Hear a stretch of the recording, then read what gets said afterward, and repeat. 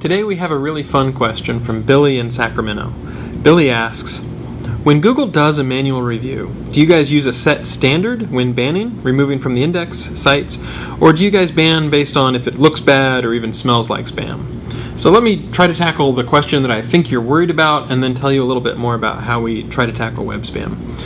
One thing that we don't do is just say, oh, someone is being critical of Google, therefore take action, right? We're big believers in the Voltaire saying of, I might not agree with what you say, but I'll defend to the death your ability to say it. So just because you're critical of Google, that's not the sort of thing where we're going to mark you as spam. Now we do have very clear, in my opinion, web spam guidelines, the sort of things that cover all the normal, deceptive, manipulative stuff that people try to do to manipulate search engines. So cloaking, JavaScript redirects that are really sneaky, thin affiliate sites that don't add any value, all kinds of spamming tricks. And I think we do a pretty good job on all those sort of simple, gibberish, very clear-cut spam kind of cases.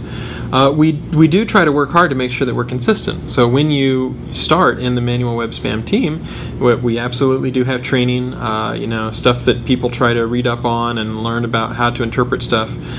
We have experimented with something that we call shadowing, which is one person will watch what another person is doing and give them coaching or advice. Certainly the first few times you're checking in stuff, that will be subject to a review.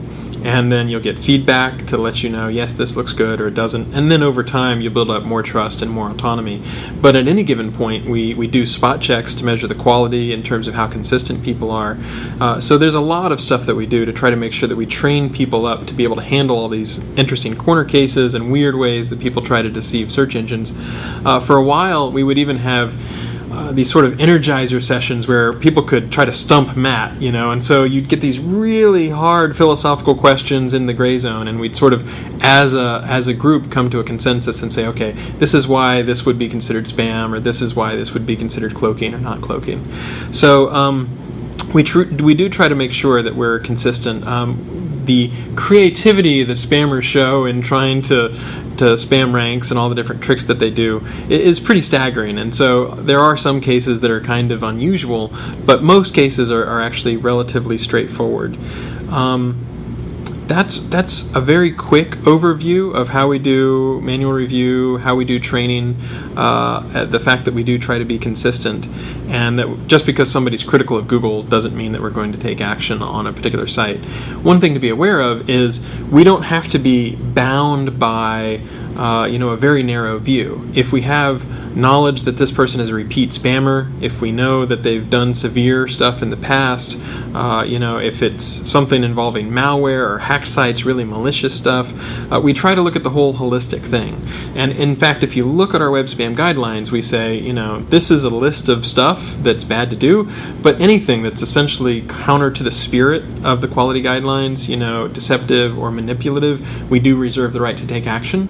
And so if we find some new attack, it's not as if we tie our hands behind our back. We are willing to respond to that and find ways to make sure that it doesn't hurt the user experience.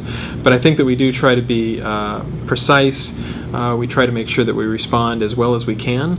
And I think you do want somebody, if you were running Google and we were on the outside, we try to run it that way so that we're not going to be fooled if somebody's using slightly different techniques. We do try to respond to that, but we also try to be fair. We allow people to do the reconsideration requests. We do take those appeals and we do review those. So hopefully that's a little bit of an overview about the ways that we view spam, the ways that we take action, and the ways that the team tries to make sure that we protect users while also trying to, a lot of us are webmasters as well, and we try to step into that point of view and see how somebody could have gotten into a particular situation as well.